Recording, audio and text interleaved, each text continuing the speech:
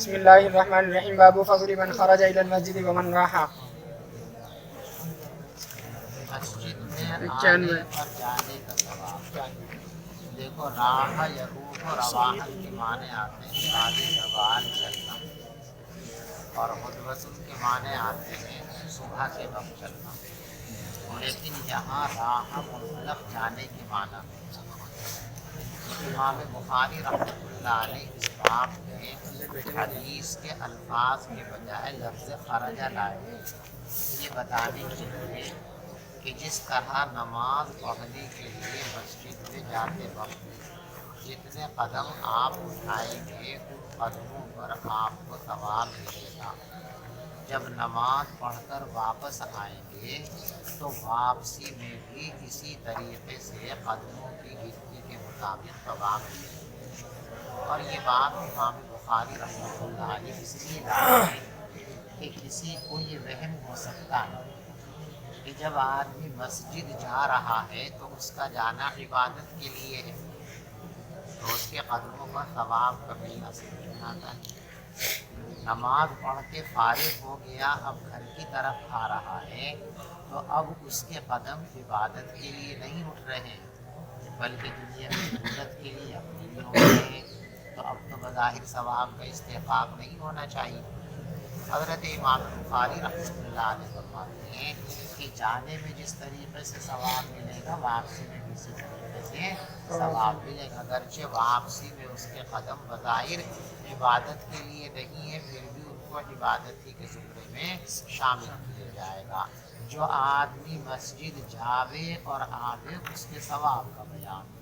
وبه قال حدثنا علي بن عبد الله قال حدثنا يزيد بن هارون قال أخبرنا محمد بن مطرف عن زيد بن أسلم عن عطاء بن يسار عن أبي هريرة رضي الله عنه عن النبي صلى الله عليه وسلم قال من غدا إلى المسجد أو راح أعد الله له نزوله من الجنة كلما غدا أو راح. جو شخص مسجد جاتا ہے اور مسجد سے لوٹ کر آتا ہے تو اللہ تبارک و تعالیٰ اس کے لیے جنت کی مہمان نوازی تیار فرماتے ہیں جب جب وہ جاتا ہے اور جب جب وہ آتا ہے. جی بھائی اچھا یہ ہمارے چاول لکھتے ذرا گھر جاتے. باب إذا أقيمت الصلاة فلا صلاة إلا المكتوبة. جب نماز کھڑی ہو جائے تو فرض نماز کے علاوہ کسی اور نماز کی اجازت نہیں ہے. دیکھو اس باب میں دو مسئلے ہیں، ان کو آپ سمجھیں. پہلا مسئلہ یہ ہے کہ جب جماعت کھڑی ہو جائے تو اس وقت کوئی نماز شروع نہیں کریں گے دوسرے. فجر کی نماز، فجر کی سنتوں کا حکم بھی یہی ہے یا وہ اس سے مستثنیٰ ہے؟ سمجھیے ہمارے نزدیک فجر کی سنتیں اس عام حکم سے مستثنیٰ ہیں. اقامت بھی ہو گئی ہے، جماعت کھڑی بھی ہو گئی ہے، تو بھی فجر کی سنتیں پڑھنے کے بعد تب جماعت کے اندر شریک ہونا چاہیے. البتہ ہمارے یہاں اس مسئلے میں تقریباً 90% عوام غلطی کر رہے ہیں اور علماء بھی اس غلطی کو کرا رہے ہیں، اس کی اصلاح نہیں فرما رہے ہیں. ہمارا مسلک یہ ہے کہ فجر کی جماعت کھڑی ہو جانے کے بعد بھی فجر کی سنتیں ضرور پڑھنی چاہیے. فجر کی سنتیں پڑھے بغیر میں نماز میں شریک نہیں ہونا چاہیے، لیکن یہ سنتیں جماعت کھانے سے علیحدہ ہونی چاہیے. جماعت کھانے کے اندر یہ سنتیں پڑھنا درست ہے. جماعت کھانے کے علاوہ کہیں اور سنتیں پڑھنے کی جگہ ہے تو پڑھیں، اور جماعت کھانے کے علاوہ کوئی جگہ نہیں ہے تو پھر سنتوں کو ترک کر دیں، سیدھے جماعت کے اندر شریک ہو جائیں. یہ ہے اصل مسئلہ کے حل ہے. لیکن آج کل کے اکثر عوام اس مسئلے پر اس طرح عمل نہیں کرتے. اب صورتحال یہ ہے کہ چھوٹی چھوٹی مسجدوں میں اور بڑی مسجدوں میں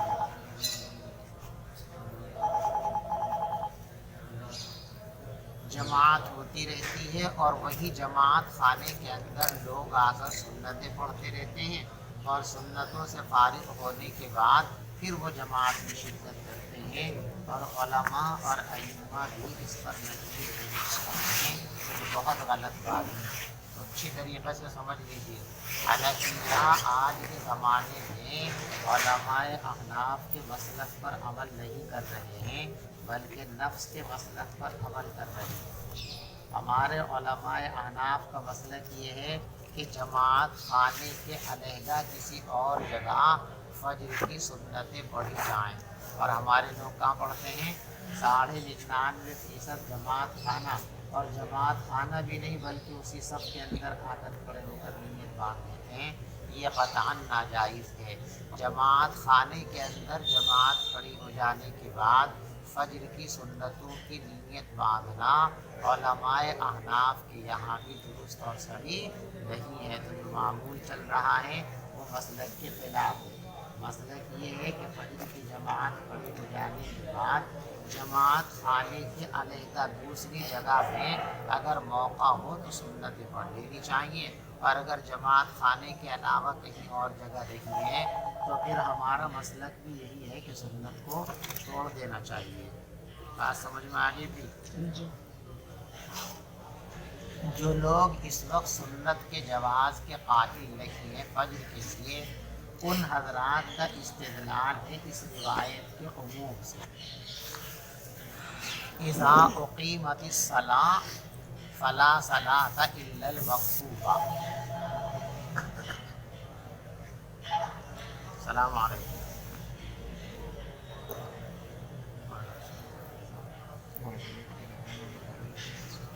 جی ابھی میں پڑھا رہا ہوں 10 منٹ بعد۔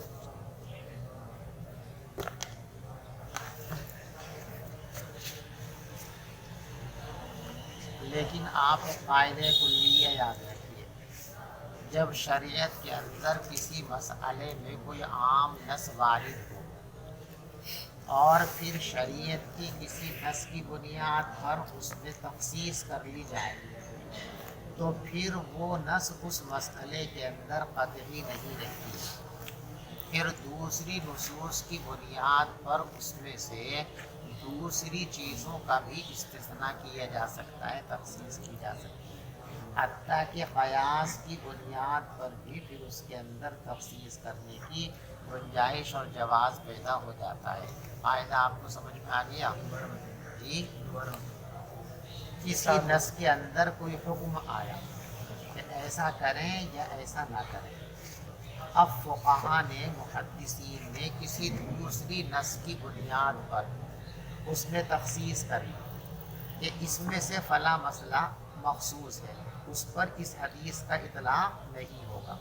جیسے اسی مسئلے کے اندر تمام فقہا اور محدثین نے اس میں یہ تخصیص کی ہے کہ فرائض اس سے مستثنیٰ ہے، یعنی اگر کوئی آدمی صاحب ترتیب ہے، اس کے فرض چھوٹے ہوئے ہیں، مثلاً عشاء کی نماز سے پہلے سو گیا، پوری رات اس کی آنکھ نہیں کھلی، فجر کی اذان کے بعد اس کی آنکھ کھلی، اتنے تیار ہو کر کے مسجد پہنچا، اتنے جماعت کھڑی ہو گئی، اور صاحب ترتیب کے لیے حکم شرعی یہ ہے کہ جب تک پہلی نماز ادا نہ کر لے تب تک دوسری نماز شروع کرنا اس کے لیے درست اور صحیح ہے۔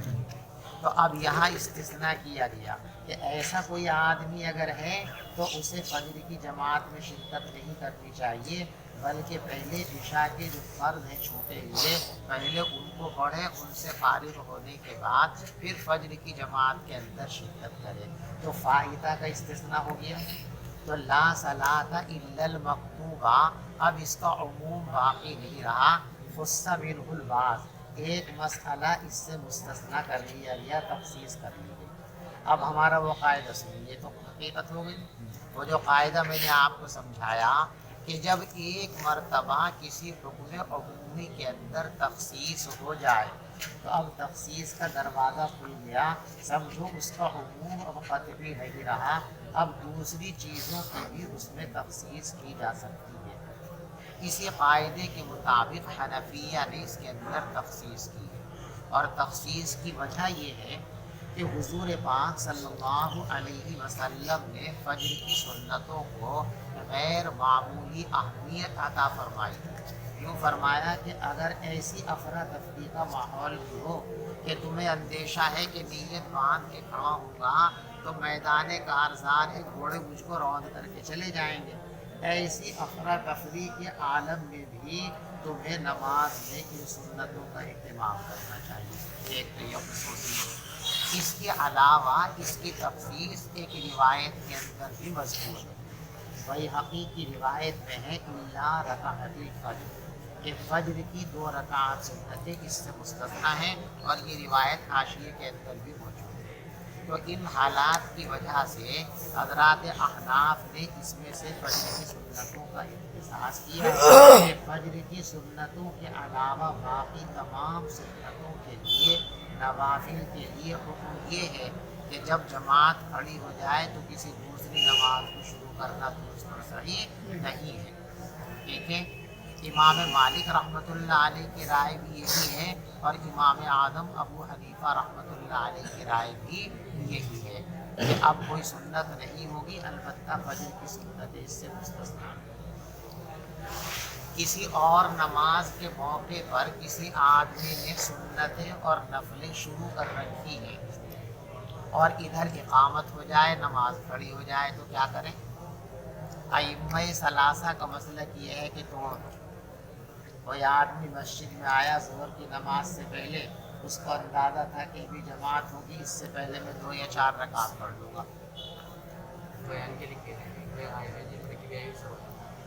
پڑھا بھی کچھ تھوڑا بہت تو بیان ہی لیتا رہو، ابھی لیں گے تھوڑی دیر۔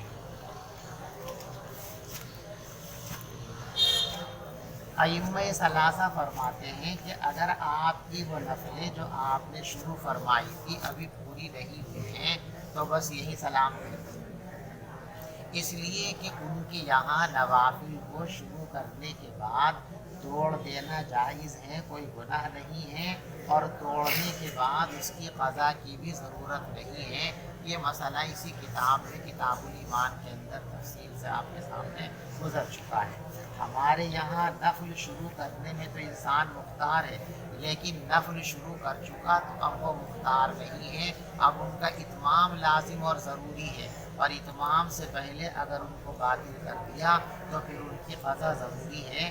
اس لیے کہ مسلمانوں کو مکلف کیا گیا لا تبطلوا اعمالکم، اپنے اعمال کو خراب مت کیا کرو، باطل مت کیا کرو۔ تو ان کے یہاں تو توڑ دیں گے، ہمارے یہاں مسئلہ یہ ہے کہ توڑیں گے نہیں، البتہ جو ختم کرنے کا سب سے پہلا موقع آئے اس پہ ختم کر دیں۔ مثلاً آپ کی جو ہے دوسری رکعت چل رہی ہے تو بھلے ہی آپ نے 4 رکعت کی نیت باندھی ہے، 4 پوری نہیں کریں گے، دوسری پر آپ قعدہ اولی میں بیٹھنے کے بعد سلام پھیریں گے، جماعت میں شریک ہو جائیں۔ اور اگر 3 ہو گئی ہیں، چوتھی شروع ہو گئی ہے تو اس کے بعد پوری جلدی جلدی کر کے اس کے بعد نماز کے اندر شرکت کریں۔ دوسرا مسئلہ اس باب کے اندر یہ ہے کہ فجر کی سنتیں کسی شخص کی رہ گئی، اب فرضوں کے فوراً بعد طلوع آفتاب سے پہلے اگر وہ ان سنتوں کی قضا کرنا چاہے تو کر سکتا ہے یا نہیں کر سکتا؟ حضرت امام شافعی رحمۃ اللہ علیہ اس بات کے قائل ہیں کہ فجر کی سنتوں کی قضا طلوع آفتاب سے پہلے بھی کر سکتے ہیں، یعنی نماز فجر کے بعد جو نماز کی پابندی احادیث کے اندر بیان کی ہوئی ہے، فجر کی سنتیں ان کے نزدیک اس سے مستثنیٰ ہیں، ہمارے نزدیک یہ بھی مستثنیٰ نہیں ہے۔ اگر فجر کی سنتیں نہیں پڑھ سکے ہیں تو فرض پڑھنے کے بعد جیسے اور نماز نہیں پڑھ سکتے، فجر کی سنتیں بھی طلوع آفتاب سے پہلے پڑھنے کی اجازت نہیں ہے۔ بات سمجھ میں آ گئی؟ اب آپ روایت وبه قال حدثنا عبد العزيز بن عبد الله قال حدثنا إبراهيم بن سعد عن أبيه عن حفص بن عاصم عن عبد الله بن مالك بن بحينة قال مر النبي صلى الله عليه وسلم برجل قال وحدثني عبد الرحمن قال حدثنا بهز بن أسد قال حدثنا شعبة قال أخبرني سعد بن إبراهيم قال سمعت حفص بن عاصم قال سمعت رجلا من الأزد يقال له مالك بن بحينة أن رسول الله صلى الله عليه وسلم رأى رجلا وقد أقيمت الصلاة يصلي ركعتين فلما انصرف رسول الله صلى الله عليه وسلم لاث به الناس. رسول پاک صلی اللہ علیہ وسلم نے ایک شخص کو دیکھا ایسی حالت میں جب نماز کے لیے اقامت کہہ دی گئی تھی اور وہ 2 رکعت پڑھنے کا ارادہ کر رہا تھا. اس روایت میں اختصار ہے. دوسری روایت کے اندر ہے کہ حضرت نے چپکے سے اس کے کان میں کچھ کہا. کیا کہا کسی کو نہیں، لیکن دیکھا سب نے کہ حضرت نے کچھ فرمایا. جب پیغمبر علیہ السلام نماز پڑھ چکے لا تبی الناس، تو سارے لوگوں نے اس کو دیکھ لیا. یہ حضرت نے کیا کہا تھا تجھ سے؟ اس نے بتا دیا کہ حضرت نے یوں کہا تھا مجھ سے کہ ایک وقت میں 4 رکعت پڑھ جائیں گے. تو آپ نے اس شخص سے فرمایا آ صبح اربعن، یہاں حمزہ استفہام ہے، کیا صبح کی 4 رکعت ہوتی ہیں؟ کیا صبح کی 4 رکعت ہوتی ہیں؟ یعنی حضرت نے جماعت کھڑی ہونے کے وقت ان صاحب کو سنتیں پڑھنے سے منع فرمایا. اسی سے امام شافعی رحمۃ اللہ علیہ کا استدلال ہے کہ اس وقت سنتیں شروع نہیں کرنی چاہیے. لیکن ہمارے نزدیک اس روایت کی توجہ یہ ہے کہ یہ شخص جماعت خانے کے اندر سنتیں پڑھ رہا تھا، اس لیے حضرت نے منع فرمایا. اس روایت سے یہ بات تو صاف طور پر ثابت ہو رہی ہے کہ اقامت صلاۃ کے وقت حضرت نے اس آدمی کو فجر کی سنتیں پڑھنے سے منع فرمایا. اس میں کوئی کلام نہیں ہے. لیکن یہ تو دیکھو کہاں پڑھ رہا تھا، یہ شخص جماعت خانے کے اندر سنتیں پڑھ رہا تھا، حضرت نے اس کو منع فرمایا. ہم بھی یہ کہتے ہیں کہ جماعت خانے کے اندر سنتیں نہیں پڑھنی چاہیے. ہم سنتیں کہاں پڑھواتے ہیں؟ جماعت خانے کے باہر پڑھنے کے لیے کہتے ہیں. تو جہاں سنت پڑھنے کے لیے ہم کہتے ہیں وہاں پڑھنے سے حضور پاک صلی اللہ علیہ وسلم نے منع نہیں فرمایا، اور جہاں منع فرمایا وہاں پڑھنے کی اجازت ہم بھی لوگوں کو نہیں دیتے. اچھی طرح سمجھ لو. تو حضرات آپ کی مخالفت کرتے ہیں کتنے مسائل سے، تو کہتے ہیں بخاری شریف میں لکھا ہوا ہے کہ حضرت نے منع فرمایا. اب اگلے جھانکتے ہیں ہمارے امام کے بخاری کا نام لے رہا تو سب کو بخار آئے گا. تو بخار میں آنے کی ضرورت نہیں، اس کو کیا بتانا آپ کو. بخاری شریف کے اندر بلا شبہ یہ روایت موجود ہے، ہماری نگاہوں کے سامنے ہے کہ حضرت نے فجر کی نماز کھڑی ہو جانے پر اقامت کے بعد اس شخص کو فجر کی سنتیں پڑھنے سے منع فرمایا. اس روایت کا کوئی انکار نہیں کرتا، ہم بھی اسی روایت پہ عمل کرتے ہیں. کیا کہیں ان سے کہ بخاری کی اسی روایت پر ہمارا 100% عمل ہے، اس لیے کہ حضرت نے جماعت خانے میں سنتیں پڑھنے سے منع فرمایا. اب بھی جماعت خانے میں سنتیں پڑھنے سے منع فرماتے ہیں. ہم کہاں کہتے ہیں سنت پڑھنے کو؟ وہاں جاؤ اس برآمدے میں پڑھ کے آؤ، اور اس برآمدے میں پڑھنے کے لیے حضرت نے منع فرمایا. ایسی روایت نہ بخاری کے اندر ہے، نہ مسلم کے اندر ہے، نہ ترمذی ابو داؤد کے اندر کہیں بھی نہیں ہے.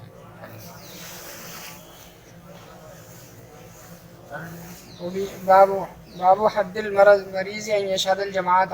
دیکھو یہاں تو ہے یہ حد المریض، لیکن ادھر دیکھو دہلی کے اندر کیا ہے؟ جد المریض. یہی اصل ترجمۃ الباب کا صحیح لفظ ہے. باب حد المریض اگر ہم اس کو پڑھیں تو اس کا ترجمہ یہ ہوگا، باب کا مقصد کہ بیماری کی وہ کون سی صورت ہے جس میں آدمی جماعت کو چھوڑ دے، مسجد میں جانا ترک کر. لیکن روایت میں بیماری کی اس طرح کی کوئی حد بیان نہیں کی. اور اگر جد المریض پڑھیں اس کو تو اب ترجمے کا مقصد ہوگا کہ مریض کو بھی مسجد میں جانے کی حد الامکان کوشش کرنی چاہیے. اس صورت میں باب اور روایت کے اندر مطابقت بھی ہو جائے گی. یعنی یہ باب لا کر امام بخاری رحمۃ اللہ علیہ یہ بتانا چاہتے ہیں کہ بیماری ترک جماعت کے سلسلے میں عذر ہے، لیکن معمولی چھوٹی چھوٹی بیماریوں کو ترک جماعت کا عذر نہیں بنانا چاہیے، بلکہ واقعتاً بیماری اگر اس حد تک کہ جماعت کے ساتھ مسجد میں شرکت کرنے سے اس کو غیر معمولی تکلیف ہو سکتی ہے، غیر معمولی پریشانی ہو سکتی ہے، تو جماعت چھوڑ دیں، گھر میں نماز پڑھ دیں. لیکن اگر ایسی بڑی بیماری نہیں ہے تو پھر بیماری کی حالت میں بھی حد الامکان مسجد میں آنے کی کوشش کرنی چاہیے. اب کون سی بیماری ہے جس کو ہم یہ کہیں کہ اس سے نقصان ہوگا یا نہیں ہوگا؟ فرماتے ہیں کہ اس کو رائے مطلع بھی پر چھوڑ دیا جائے. ہر انسان اپنے بارے میں خود غور کر لے کہ میں جاؤں گا پھر آؤں گا تو کیا اثرات میرے اوپر مرتب ہوں گے۔ اگر اس کا دل یہ مانتا ہے کہ غلط اثرات مرتب ہوں گے تو ترک جماعت کی اس کے لیے گنجائش اور مہلت ہے، اور اگر ایسے اثرات مرتب ہونے کا اندیشہ نہیں ہے تو پھر ترک جماعت کی گنجائش اور اجازت اس کے لیے نہیں ہو سکتی ہے۔ چلیے۔ وبه قال حدثنا عمر بن حفص بن قياس قال حدثنا أبي قال حدثنا الأعمش عن إبراهيم قال الأسود كنا عند عائشة فذكرنا المواظبة على الصلاة والتعظيم لها قالت لما مرض النبي صلى الله حضرت اسود رحمۃ اللہ علیہ فرماتے ہیں کہ ہم لوگ اماں عائشہ صدیقہ رضی اللہ تعالی عنہا کی خدمت میں موجود تھے، تو ہم مذاکرہ کر رہے تھے نماز کی پابندی اور نماز کی اہمیت کا۔ یہ گفتگو چل رہی تھی بھی نماز کتنی اہم ترین عبادت ہے اور نماز کی کس طرح پابندی کرنی چاہیے، کیسا اہتمام کرنا چاہیے۔ تو ہماری ان باتوں کی تائید کے لیے اماں عائشہ نے حضور کا واقعہ بیان کیا کہ دیکھو حضور پاک صلی اللہ علیہ وسلم کے یہاں نماز کی یہ اہمیت تھی کہ جب آپ اس حالت میں تھے کہ دو آدمیوں کے کاندھے پر ٹیک لگا کر مسجد میں جا سکتے تھے، اس حال میں بھی آپ مسجد میں تشریف لے گئے اور آپ نے نماز پڑھی۔ اس سے معلوم ہوا کہ مریض کو بھی جہاں تک ہو سکے نماز کا اہتمام مسجد میں آ کر کرنے کی کوشش کرنی چاہیے۔ تو اماں عائشہ نے فرمایا جب حضور پاک صلی اللہ علیہ وسلم بیمار ہو گئے، وہ بیماری جس میں آپ کی وفات ہوئی، فحضرت الصلاۃ، نماز کا وقت آ گیا، فاذن، اذان پڑھی گئی، فقال مروا ابا بکر، آپ نے فرمایا ابو بکر سے کہو لوگوں کو نماز پڑھائیں، فقیل لہ، تو حضرت سے کہا گیا ان ابا بکر رجل اسیف، حضرت صدیق اکبر تو بڑے نرم دل کے ہیں، اذا قام مقامک لم یستطع، جب وہ آپ کی مصلی پر آپ کی جگہ کھڑے ہوں گے تو وہ لوگوں کو نماز نہیں پڑھا سکیں گے۔ وأعاد فأعاد، حضرت نے دوبارہ یہی حکم فرمایا، لوگوں نے پھر یہی بات کہہ دی۔ فأعاد الثالثہ، حضرت نے دوبارہ پھر یہی فرمایا، فقال، اور پھر فرمایا انکن صواحب یوسف، تم تو صواحب یوسف ہو، تمہاری بات نہیں مانی جائے گی۔ مروا ابا بکر فلیصلی بالناس، ابو بکر سے کرو لوگوں کو نماز پڑھائیں۔ فخرج ابو بکر یصلی، صدیق اکبر آ کر نماز پڑھانے لگے۔ فوجد النبی، پیغمبر علیہ الصلاۃ والسلام نے اپنے اندر کچھ ہلکا پن محسوس فرمایا۔ فخرج یحاذا بین رجلین، تو آپ نکلے اس حال میں کہ آپ سہارا لگائے ہوئے تھے دو آدمیوں کا، کأنی انظر الی رجلیہ، گویا آج بھی مجھے آپ کے پاؤں زمین پر گھسٹتے ہوئے نظر آ رہے ہیں بیماری کی شدت کی وجہ سے۔ فاراد ابو بکر ان یتأخر فاومأ النبی، تو حضرت نے پیچھے ہٹنے کا ارادہ کیا تو نبی پاک صلی اللہ علیہ وسلم نے ان کو اشارہ کر دیا ان مکانک، کہ اپنی جگہ کھڑے رہو۔ ثم اتی، ابھی پھر حضرت کو لایا گیا، حتی جلس الی جنبہ، یہاں تک کہ حضرت کے برابر میں بیٹھ گئے۔ فقیل للأعمش، یہاں تک یہ حدیث پوری ہو گئی تو اعمش کے شاگردوں نے اعمش سے پوچھا، پیغمبر علیہ الصلاۃ والسلام نماز پڑھا رہے تھے اور ابو بکر حضور کی نماز کی ابتدا میں نماز پڑھ رہے تھے اور لوگ صدیق اکبر کی نماز کی ابتدا کر کے نماز پڑھ رہے تھے، یہ صورتحال تھی کیا؟ تو سلیمان اعمش نے کہا سر سے اشارہ کر کے ہاں۔ رواہ ابو داود الطیالسی عن شعبہ عن اعمش بعضہ، وزاد ابو معاویہ جلس عن یسار ابی بکر فکان ابو بکر یصلی قائما، صدیق اکبر کھڑے ہو کر نماز پڑھا رہے تھے اور پیغمبر علیہ الصلوۃ والسلام بیٹھ کر نماز پڑھا رہے تھے۔ وبه قال حدثنا ابراهيم بن موسى قال اخبرنا هشام بن يوسف عن معمر عن الزهري قال اخبرني عبيد الله بن عبد الله قالت عائشة لما سئل النبي صلى الله عليه وسلم واشتد وجعه استأذن أزواجه أن يمرض في بيته فأذن له فخرج بين رجلين تخط رجلاه الأرض وكان بين العباس وبين رجل آخر قال عبيد الله فذكرت ذلك لابن عباس ما قالت عائشة فقال لي وهل تدري من الرجل الذي لم تسمي عائشة فقلت لا قال هو علي بن أبي طالب.